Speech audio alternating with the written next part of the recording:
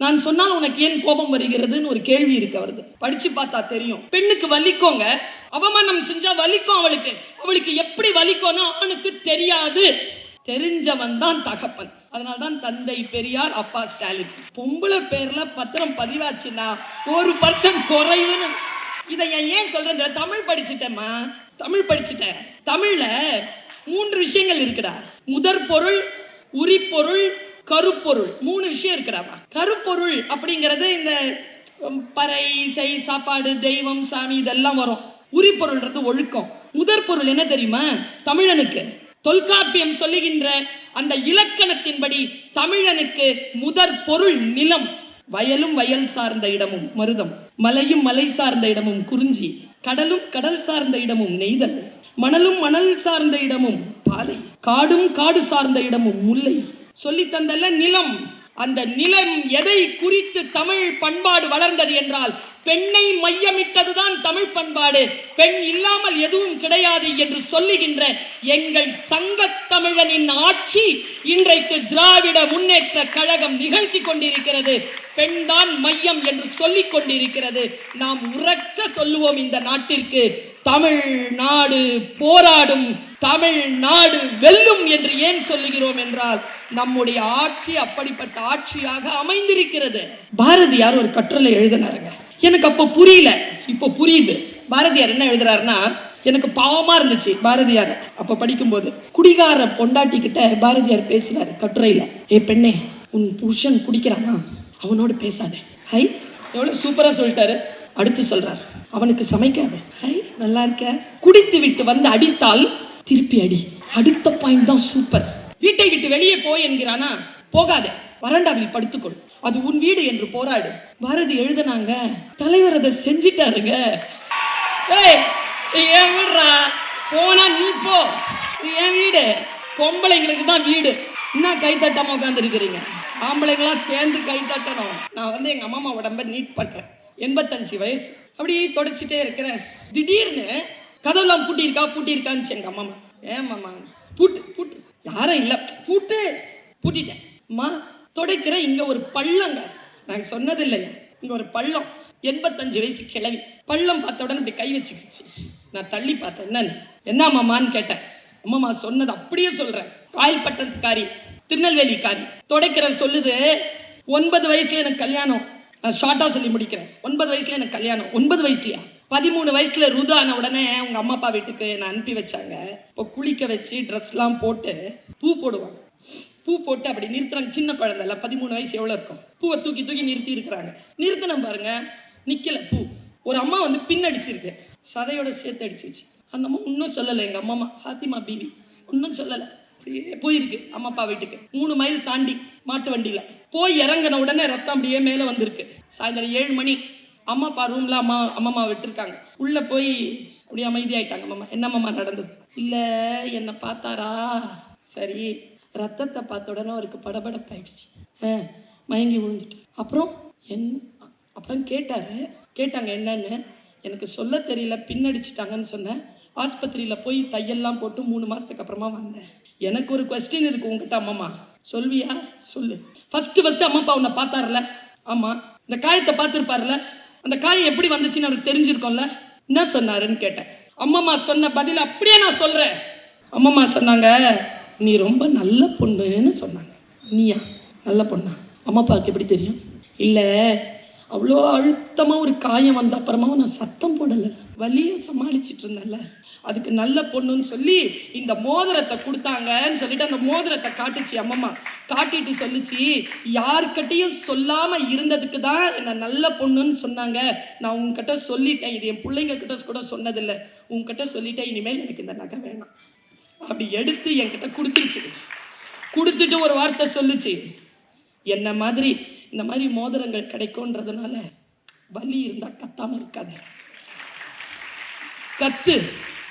4 ஆண்டுகளுக்கு முன்னால் பொறுப்பெடுப்பதற்கு முன்னால் நடைபெற்ற அத்தனை கூட்டங்களிலும் நன்றி சொல்வதற்காகவாவது நான், என்னை போன்றவர்கள் நன்றி சொல்ல வேண்டும், அதற்காகவாவது திராவிட முன்னேற்ற கழகம் ஆட்சி அமைக்க வேண்டும் என்று முழங்கியவள் நான். என் வயது ஒத்தவர்கள் இன்றைக்கு பல்கலைக்கழகங்களில் பேராசிரியர்களாக இருக்கிறார்கள் என்றால், நாடாளுமன்றங்களில் பேசிக் கொண்டிருக்கிறார்கள் என்றால், பல்வேறு தொழிலதிபர்களாக இருக்கிறார்கள் என்றால், உண்மையில் தமிழ்நாட்டில் திராவிட முன்னேற்ற கழகம் என்கின்ற ஒரு கட்சியின் கொள்கையால் தான். இப்போ இப்படி சொல்றேன் பாருங்க, பெண்ணின் உயர்வே மண்ணின் உயர்வு என்பது எனக்கு இன்றைக்கு தரப்பட்டிருக்கக்கூடிய சிந்தனை. நான் இப்படி சொல்கிறேன், நான் கட்சி சார்ந்தவள் கிடையாது, எந்த கட்சியையும் நான் சார்ந்தவள் இல்லை. ஏன் திராவிட முன்னேற்ற கட்சியின் சார்பில் நான் பேச வேண்டும்? அவர்களுக்காக ஏன் என் குரல் ஒலிக்க வேண்டும்? நான் இப்படி சொல்லுகிறேன், இந்த அவையில் இருக்கின்றவர்களுக்கு மட்டும் அல்ல, இந்த உலகத்தில் இந்த நிகழ்ச்சியை பார்த்து கொண்டிருக்கக்கூடிய பல கோடி தமிழர்களுக்கு இந்த வார்த்தையை நான் சொல்லுகிறேன். இந்த இந்தியாவில், இந்த ஒன்றிய அரசிலே எந்த கட்சியையாவது நீங்கள் எனக்கு சுட்டிக்காட்டுங்கள், இப்படிப்பட்ட பொது மேடையில் சான்றோர்களை அழைத்து சட்ட அறிவையும் நமக்கான மண் உரிமையையும் பிற்படுத்தப்பட்ட, தாழ்த்தப்பட்ட, பிற்படுத்தப்பட்ட பழங்குடியினருடைய உரிமையை சொல்லிக் கொடுக்கக்கூடிய ஒரு கட்சியை சார்ந்த யாரேனும் இருந்தால் எனக்கு சொல்லுங்கள். தான் முன்னேற வேண்டும் என்று நினைப்பார்களே தவிர தன்னுடைய மக்கள் அறிவு இல்லாமல் இருக்க வேண்டும் என்று சொல்லிக் கொண்டிருக்கின்றவர்கள் மத்தியில் நான் யாரை ஆட்சி செய்ய போகிறேனோ அவர்களும் நான் முதல்வன் என்கின்ற சொல்லோடுதான் வளர வேண்டும் என்கின்ற உயர்ந்த கருத்தோடு நிகழ்த்திய ஆட்சிதான் இந்த 4 ஆண்டுகள் ஆட்சி. எப்பவுமே பர்த்டே கொண்டாடுவோமா? இல்ல, அப்ப என்ன செய்வோம்? பர்த்டே கொண்டாடும் போது ஒரு தீபத்தை ஏத்தி என்ன செய்வாங்க? அணைப்பாங்கல்ல. என்னைக்காவது யோசிச்சிருக்கீங்களா ஏன் அப்படி அணைக்கிறாங்க? எல்லாரும் தான் அணைக்கிறாங்க. ஏன் அணைக்கிறாங்க? பர்த்டே கொண்டாடுறதுக்கான அடிப்படை விஷயம் என்ன தெரியுமா? இது நமக்கு யாருக்குமே தெரியாது, பல பேருக்கு தெரியாது. ஏன் கொண்டாடுறோம்னா, இப்போ ஒரு 5 வயசு குழந்தைய கொண்டாடுறோம்னு வச்சுக்கோங்களேன், அதுக்கு ஏன் தீபம் ஏத்தி ஊதுறாங்க தெரியுமா? 5 வயசு இது வாழ்ந்திருக்கு, அந்த வாழ்ந்த நாட்களை கொண்டாடுவதற்காகத்தான் அது அணைந்து போய்விட்டது என்பதனை சொல்லுவதற்காக தீபம் ஏற்றி அணைப்பார். இதுதான் உண்மை. ஆனால் இந்த 4வது ஆட்சி, 4வது முறையாக அப்படி சொல்லிட்டேனா? நான் அப்படித்தான் நிகழப்போகிறது. 4 ஆண்டுகள் முடிந்து இதோ இன்றைக்கு மே 7ஆம் தேதி ஒரு தீபம் ஏற்றப்பட்டிருக்குல்ல. இது 4 ஆண்டுகளுக்கான வரலாற்றை சொல்லுகின்ற தீபம் மட்டுமல்ல, இனி வரும் காலமும் நம் காலம் என்று சொல்லுவதற்காக ஏற்றப்பட்ட தீபம். இது இப்படித்தான் இருக்கணும். நான் ஏன் பெண்களை பற்றி யோசிக்கிறேன்? இந்த ஆட்சியை பற்றி பேசும்போதெல்லாம் நான் ஏன் நெகிழ்ந்து போகிறேன்? ஒன்றும் இல்லை, மேடையில் நானும் மதிவதனியும் உட்கார்ந்துருக்கோம். எங்களை மரியாதை செய்யறதுக்கு ஒரு 2 பேர் பெண்கள் வந்துட்டு போனாங்க. இல்லை, மற்ற யாரும் பெண்கள் இல்லை, அப்படிதானே? மற்றவர்கள்லாம் அமைச்சர்கள், ஆன்மீக சொற்பொழிவாளர், நாடாளுமன்ற பாராளுமன்ற உறுப்பினர்கள், சட்டமன்ற உறுப்பினர்கள்லாம் உட்கார்ந்துருக்காங்க. நான் ஒரு வரலாறு சொல்லவா? இந்த ஆண்கள் மேடையில் உட்கார்றதுக்கும் பெண்களாகிய நாங்கள் உட்கார்றதுக்கும் ஒரு சின்ன வித்தியாசம் இருக்கு. திராவிட மாடல் அரசு இந்த அறிவை எங்களுக்கு கொடுத்திருக்கு, அதனால நான் அதை கொடுக்கிறேன் உங்களுக்கு. இவர்கள் மேடையில் உட்கார்வதற்கு பின்னால் அண்ணன் சேகர் பாபு அவர்கள் ஒரு 40 ஆண்டு காலம் கடுமையாக உழைத்திருப்பார், இரவு பகல் பாராம. சுகீசிவம் ஐயா அவர்கள் ஒரு 60 ஆண்டு காலம் உழைத்திருப்பார். மேடையில் உட்கார்ந்திருக்கின்றவர்களாம் 30-25 ஆண்டுகள் உழைத்திருப்பீர்கள். நானோ மதிவதனியோ இங்கே வந்து உட்கார வேண்டும் என்றால் வெறும் 40 ஆண்டு 30 ஆண்டு போராட்டம் ஆகாது. 1000 ஆண்டுகள் போராட்டத்திற்கு பிறகுதான் எங்களுக்கு அந்த சீட்டே கிடைச்சிருக்கு. அந்த போராட்டத்திற்கு வெளிச்சம் தந்தது திராவிடம் என்கின்ற சொல். நான் இந்த இந்தியாவில் வேறு எந்த பகுதியில் பிறந்திருந்தாலும் PhD பட்டம் வாங்கி ஒரு பல்கலைக்கழகத்திற்கு கீழே இதோ நான் இணை பேராசிரியராக இருக்கிறேன் என்று சொல்லக்கூடிய வாய்ப்பு எனக்கு கிடைத்திருக்காது என்பதுதான் இந்திய நாட்டின் வரலாறு. நான் தமிழ்நாட்டில் பிறந்தேன். தந்தை பெரியாருடைய கொள்கைகளை உறக்க சொல்லுகின்ற கலைஞருடைய கொள்கைகளை உறக்க சொல்லுகின்ற, பேரறிஞர் அண்ணா அவர்களின் கொள்கைகளை உறக்க சொல்லுகின்ற, திராவிட மாடல் ஆட்சியை தலைமையேற்று நடத்தக்கூடிய ஸ்டாலின் என்கின்ற அடிப்படையில் இருக்கக்கூடிய ஒரு ஆலமரத்திற்கு கீழே இருக்கக்கூடிய காரணத்தினால் இவ்வளவு சுயமரியாதையாக நம்மால் வாழ்ந்துவிட முடிகிறது. தங்கை சொன்னாள், சுயமரியாதை. பஸ்ல ஏறி தலைவர் கேட்டிருக்க, அம்மா உன்னை யாராவது அவமரியாதையா பேசுறாங்களாமா, ஃப்ரீயா தானே போற அப்படின்னு ஸ்டாப்ல எங்கேயாவது நிறுத்தாம டிரைவர் கண்டக்டர் யாராவது போறாங்களாமா? இது சுயமரியாதை என்ற சொல்லோடு தங்கை பேசினார். சாதாரணமாக சொல் நமக்கு புரியுதுங்க, பொருள் சரியா புரியறது இல்லை. அவர் கேட்ட கேள்விக்கான அடிப்படை என்ன தெரியுமா? அந்த அடிப்படையை நான் சொல்றேன், அதுதான் சுயமரியாதை. அப்படின்னா என்ன அர்த்தம்னா, சுயமரியாதைங்கிற சொல்லுக்கு என்ன அர்த்தம் பாருங்க. நம்முடைய தமிழ்நாடு முதலமைச்சர் தலைவர் அவர்கள், ஸ்டாலின் என்கின்ற அந்த தலைவர் அவர்கள் நமக்கு சொல்லி தருகின்ற சுயமரியாதைங்கிறது என்ன பாருங்க. சுயமரியாதைனா நான் யாரையும் விட உயர்ந்தவன் இல்லை என்று சொல்வதில்லை. சரியா? அப்படிதான் இவங்க எல்லாம் சொல்லிட்டு இருந்தாங்க. என்னை விட யாரும் உயர்ந்தவன் இல்லைன்னு நீ கூக்குரல் போடு, அதான் சுயமரியாதை கிடையாது. என்னை விட யாரும் உயர்ந்தவன் இல்லை என்று சொல்வது அல்ல சுயமரியாதை. நான் யாரையும் விட உயர்ந்தவன் இல்லை என்று சொல்லுவதுதான் சுயமரியாதை.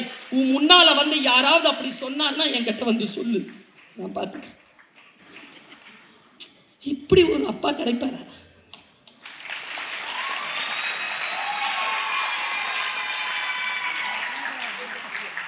இல்ல, நான் எங்கேயுமே சொல்லாதது சொல்றேன். என்னுடைய ரொம்ப மன நெருக்கமா உணர்ற நிறைய சகோதரிகள் இருக்கிறீங்க. உங்கள் மகிழ்ச்சி தான் இந்த அரசின் வருங்காலம். வேறு எந்த அரசியலை எனக்கு தெரியாதியா. பெண்கள் சந்தோஷமா இருக்கிறோம், நீங்க தான். இனி இல்ல, நாங்க சந்தோஷமா இருக்கிற வரைக்கும் நீங்க தான். நாங்க சந்தோஷமா இருக்கிறோம், சுயமரியாதையோட இருக்கிறோம். எனக்கு ரொம்ப பிடிச்ச ஒரு விஷயம் சொல்லவா? பாரதியார் ஒரு கட்டுரை எழுதினாருங்க. எனக்கு அப்போ புரியல, இப்போ புரியுது. பாரதியார் என்ன எழுதுறாருன்னா, எனக்கு பாவமா இருந்துச்சு பாரதியார் அப்போ படிக்கும்போது. குடிகார பொண்டாட்டிக்கிட்ட பாரதியார் பேசுறாரு கட்டுரையில, ஏ பெண்ணே, உன் புருஷன் குடிக்கிறானா, அவனோடு பேசாத. ஹை, எவ்வளவு சூப்பரா சொல்லிட்டாரு. அடுத்து சொல்றார், அவனுக்கு சமைக்காத. ஹை, நல்லா இருக்க. குடித்து விட்டு வந்து அடித்தால் திருப்பி அடி. அடுத்த பாயிண்ட் தான் சூப்பர். வீட்டை விட்டு வெளியே போய் என்கிறானா, போகாத, வறண்டாவில் படுத்துக்கொள், அது உன் வீடு என்று போராடு. பாரதி எழுதினாங்க, தலைவர் அதை செஞ்சிட்டாருங்க. ஏன் விடுறா, போனா நீ போ, என் வீடு, பொம்பளைங்களுக்கு தான் வீடு. என்ன கை தட்டாம உட்கார்ந்து இருக்கிறீங்க? ஆம்பளைங்களாம் சேர்ந்து கை தட்டணும், அதுதான் இந்த அரசு. எனக்கு இன்னொரு விஷயம் ரொம்ப சூப்பரா பிடிச்சது. இன்னொரு விஷயம் என்ன தெரியுமா? இந்த பத்திரப்பதிவு, யாருமே அதை பேச மாட்டேங்கிறாங்க ஐயா. இந்த பத்திரப்பதிவுல பொம்பளை பேர்ல பத்திரம் பதிவாச்சுன்னா 1% குறைவுன்னு. இதை ஏன் சொல்றேன்? தமிழ் படிச்சுட்டேம்மா, தமிழ் படிச்சுட்டேன். தமிழ்ல 3 விஷயங்கள் இருக்குடா. முதற் பொருள், உரிப்பொருள், கருப்பொருள், 3 விஷயம் இருக்குடாமா. கருப்பொருள் அப்படிங்கிறது இந்த பறை, இசை, சாப்பாடு, தெய்வம், சாமி, இதெல்லாம் வரும். உரிப்பொருள்ன்றது ஒழுக்கம். முதற் பொருள் என்ன தெரியுமா? தமிழனுக்கு தொல்காப்பியம் சொல்லுகின்ற அந்த இலக்கணத்தின்படி தமிழனுக்கு முதற் பொருள் நிலம். வயலும் வயல் சார்ந்த இடமும் மருதம், மலையும் மலை சார்ந்த இடமும் குறிஞ்சி, கடலும் கடல் சார்ந்த இடமும் நெய்தல், மணலும் மணல் சார்ந்த இடமும் பாலை, காடும் காடு சார்ந்த இடமும் முல்லை. சொல்லி தந்தல்ல நிலம். அந்த நிலம் எதை குறித்து தமிழ் பண்பாடு வளர்ந்தது என்றால் பெண்ணை மையமிட்டதுதான் தமிழ் பண்பாடு. பெண் இல்லாமல் எதுவும் கிடையாது என்று சொல்லுகின்ற எங்கள் சங்க தமிழனின் ஆட்சி இன்றைக்கு திராவிட முன்னேற்ற கழகம் நிகழ்த்தி கொண்டிருக்கிறது. பெண் தான் மையம் என்று சொல்லிக் கொண்டிருக்கிறது. நாம் உறக்க சொல்லுவோம் இந்த நாட்டிற்கு, தமிழ்நாடு போராடும், தமிழ்நாடு வெல்லும் என்று ஏன் சொல்லுகிறோம் என்றால் நம்முடைய ஆட்சி அப்படிப்பட்ட ஆட்சியாக அமைந்திருக்கிறது. நான் இப்படி சொல்றேன், அவமானமா இருக்கும் பல நேரங்கள்ல, ஆண்களுக்கு அது தெரியாது. சொல்றேன்னு தப்பா நினைச்சுக்காதீங்க, தெரியாது. தெரிஞ்சிருந்தா செஞ்சிருப்பீங்களா? தெரியாது. தெரிஞ்ச மனுஷன் வகுத்த கொள்கை தான் பெரியார் என்கின்ற அந்த மனுஷன் வகுத்துட்டு போனான். நான் சொன்னால் உனக்கு ஏன் கோபம் வருகிறதுன்னு ஒரு கேள்வி இருக்கு அவரது. படிச்சு பார்த்தா தெரியும். பெண்ணுக்கு வலிக்கோங்க, அவமானம் செஞ்சா வலிக்கும் அவளுக்கு. அவளுக்கு எப்படி வலிக்கும்னா ஆணுக்கு தெரியாது. தெரிஞ்சவன் தான் தகப்பன். அதனால்தான் தந்தை பெரியார், அப்பா ஸ்டாலின். பெண்ணுக்கு வலிக்கும்ன்றது அப்பதாங்க தெரியும் அவனுக்கு. பாருங்களேன், ஆண்களுடைய சிந்தனை எப்படி தெரியுமா? நீயும் நானும் சேர்ந்து எடுத்துக்கொண்ட புகைப்படங்களே, நான் நாற்காலியில் உட்கார்ந்திருந்தால் எனக்கு பின்னால் எப்பொழுதும் நின்றிருப்பாய் நீ. உன் இனத்து கற்புக்கரசிகளை காட்டி மிரட்டு வேண்டாம். என் இனத்து அயோக்கியர்களை பற்றி தெரிந்திருந்தாலும் அமைதியாக இருப்பாய் நீ. நீ எனக்கு இருப்பதை யாரும் கேட்டால் ஒழிய சொல்வதில்லை. நான் ஒரு பயலை பார்த்தா தெரியாத கல்யாணம் ஆயிடுச்சான்னு. நான் உனக்கு இருப்பதை ஆபரணங்கள் அணிந்து அறிவிப்பாய் நீ. இதெல்லாம் பெரிய விஷயம். ஜெயபாஸ்கர் எழுதிட்டு போனா பாருங்க, கடைசி 2 வார்த்தை தான் பஞ்சு. எனக்கு பின்னால், எனக்கு பின்னால் என் நினைவுகளோடு வாழ வைப்பார்கள் உன்னை. உனக்கு பின்னால் உன் தங்கையோடு வாழ வைப்பார்கள் என்னை. போடா போடா, விதவைங்கிற சொல்லுல கூட பொட்டு இல்லடா, போடா. கைம்பெட்டுன்னு சொல்லு, 1க்கு 2 பொட்டு இருக்கும். இதாங்க எங்கள் உரிமை. நான் பூ வைக்க கூடாது ஏன் நீ சொல்ற? நீ வந்த அப்புறம் அவ வச்சுக்கிட்ட. கேட்க சொன்னாருங்க பெரியாரு, கலைஞர் கேட்க சொன்னார், அண்ணா கேட்க சொன்னார், இப்ப எங்க அப்பா கேட்க சொல்றார். இருன்னு சொல்றார். இன்னொன்னு என்ன தெரியுமா? ஒரு சில விஷயங்களை இந்த உலகத்துல ஊசி மாதிரி சொல்லிடணும். அன்னைக்கு நான் ரொம்ப உணர்ச்சியசப்பட்டு, இது ஒவ்வொரு டைம்லயும் நான் இருந்தேங்க அந்த மேடையில. ஐயா வரார், தலைவர் வரார், தமிழ்நாடு முதலமைச்சர். முன்னால ஃபுல்லா பிள்ளைங்க உட்காந்துருக்காங்க. 100 மார்க் வாங்கினவங்க, தமிழ்ல 100 மதிப்பெண் வாங்கினவங்க எல்லாம் நேரு ஸ்டேடியம்ல வச்சு பாராட்டுறார். முன்னால வந்து நின்னாருங்க. ஒரு சொன்ன வார்த்தை, நான் டீச்சருங்க, பேசிக்கா நான் பேச்சாளர், நான் ஒரு ஆசிரியர். சொல்றாருங்க, பிள்ளைகளா படிங்க, படிங்க, மற்றதெல்லாம் நான் பார்த்துக்கிறேன். இப்படி சொல்ற ஒரு குரல் இருக்குமா? இருந்ததா? அவரை கைவிட்டு விடலாமா? அவரை தாங்கி பிடித்தால் அது நம் தலைமுறைக்கு நாம் செய்யக்கூடிய மிகப்பெரிய பாதுகாப்பு வளையம் என்பதற்காக சொல்லுகிறேன். நான் 4 ஆண்டுகள் புகழ் பாட வரவில்லை. இனி வரும் 40 ஆண்டுகளும் நீங்கள் தான் வாழ வேண்டும் என்பதற்காக பேச வந்திருக்கிறேன். வரும் 40 ஆண்டுகளும் உங்களுடையதுதான். என்னுடைய இந்த ஆண்களுக்கு ஒரு விஷயத்தை சொல்லி கொடுத்துட்டு போயிருக்கார். என்கிட்ட சொல்றாங்க எல்லாரும், உங்களுக்கு எதுக்கு ஆண்களை பார்த்தா கோபமா வருது? இல்லைங்க, உங்க மேல எந்த கோபமும் எனக்கு இல்லை. பொம்பளைங்க எப்படி தெரியுமா? நாங்க எங்களை அவமானப்படுத்திடாதீங்க. இந்த அரசாங்கம் செய்யற மாதிரி வீட்லயே நடந்துக்கோங்க. செய்யலன்னு வச்சுக்கோங்க, எங்களுக்கு இல்லை கஷ்டம். 60 வயசு உங்களுக்கு ஆகிற வரைக்கும் நாங்க பார்த்துட்டு இருப்போம். அப்புறம் ஒன்னொன்னா எடுத்து விடுவோம். நல்லது இல்லைல்ல, இப்பவே பார்த்துக்கலாம். பெண்களுக்கும் சொத்திலே உரிமை என்று சொன்னது எப்பொழுது? எந்த நாடு சொன்னது? தமிழ்நாடு சொன்னது. தமிழ்நாடு சொன்னதற்கு பிறகுதான் மத்தியிலே அதை அவர்கள் கொண்டு வந்தார்கள். நாங்கள் ஒளி காட்டுகிறோம். எங்கள் ஒளி திராவிட மாடல் அரசு. இந்த மாடல் அரசு தான் இந்த ஒன்றிய அரசுக்கான மாடல் என்பதனை இந்த உலகத்திற்கு உறக்க சொல்லிக் கொண்டிருக்க அரசு. நான் ஒன்றை சொல்லி நான் இடம் சார்கிறேன். கவிக்கோ அப்துல் ரஹ்மான் ஐயாவுக்கு ரொம்ப பிடிக்கும். அவர் சொன்னார், பெண்களை பற்றி சொல்லும்போது, நான் இங்கே மேடையில் இருக்கிறவங்களுக்கும் சொல்கிறேன், புகழ்ந்தெல்லாம் பேசின அண்ணனுக்கும் பிடிக்காது, எனக்கும் ஒன்றும் பெரிய ஆர்வம் இல்லை. அண்ணன் பேர் சொன்ன உடனே இல்லை, தலைவர் பேர் சொன்ன உடனே இல்லை, நம்முடைய துணை முதலமைச்சர் பெயரை சொன்ன உடனே ஏன் பெண்கள் மட்டும் அவ்வளவு கூக்குரல் இடுகிறோம் தெரியுமா?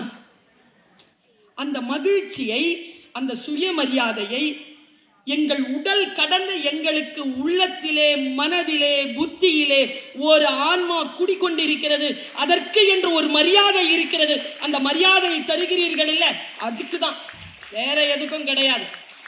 கவிக்கோ சொல்வார், ஏ பெண்ணே, நீ எனக்கு கண்களாக இருந்தாய், நான் உனக்கு கண்ணீராக இருந்தேன். நீ எனக்கு ஆடையாக இருந்தாய், நான் உனக்கு நிர்வாணமாக இருந்தேன். சக்தியே, காலை தூக்கி ஆடி ஜெயித்த வரலாறு எங்களுடையது. வாழ்க்கை சதுரங்கத்தில் உன்னை வெட்டியபடி முன்னேறியவர்கள் நாங்கள். இலக்கணத்தை உனக்கு போதித்தோம், நாங்கள் வலு அமைதிகளாக நின்றோம். தாலி கூட உனக்கு பூட்டும் விலங்கு, காதல் கூட உனக்கு விரிக்கும் வலை. பெண்மை எனும் தெய்வீக நெருப்பில் என்னை பரிசுத்தப்படுத்து. ஆம், நாங்கள் குற்றவாளிகள் தான், ஒப்புக்கொள்கிறோம்.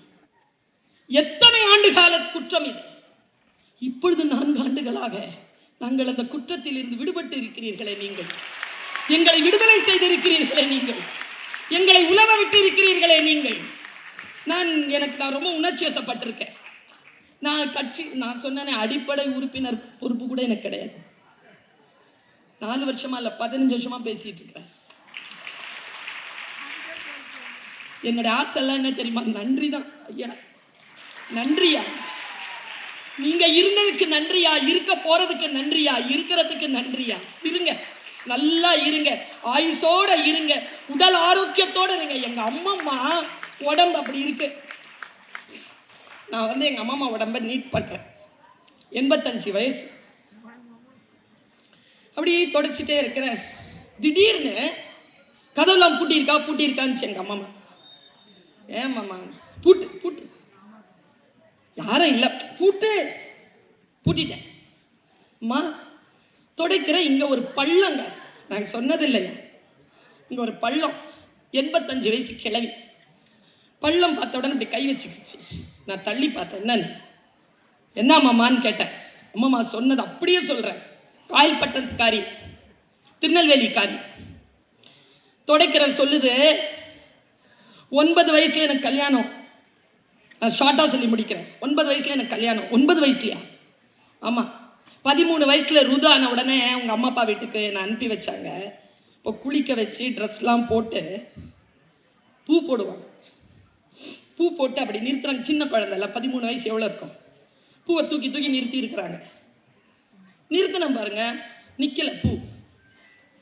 ஒரு அம்மா பின்னடிச்சிருக்கு, சதையோட சேர்த்து அடிச்சிருச்சு.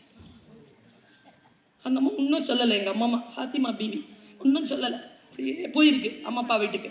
3 மைல் தாண்டி மாட்டு வண்டியில் போய் இறங்கின உடனே ரத்தம் அப்படியே மேலே வந்திருக்கு. சாயந்தரம் 7 மணி. அம்மா அப்பா ரூமில் அம்மா விட்டுருக்காங்க. உள்ளே போய் அப்படியே அமைதியாயிட்டாங்க. அம்மா, என்னம்மா நடந்தது? இல்லை, என்னை பார்த்தாரா? சரி.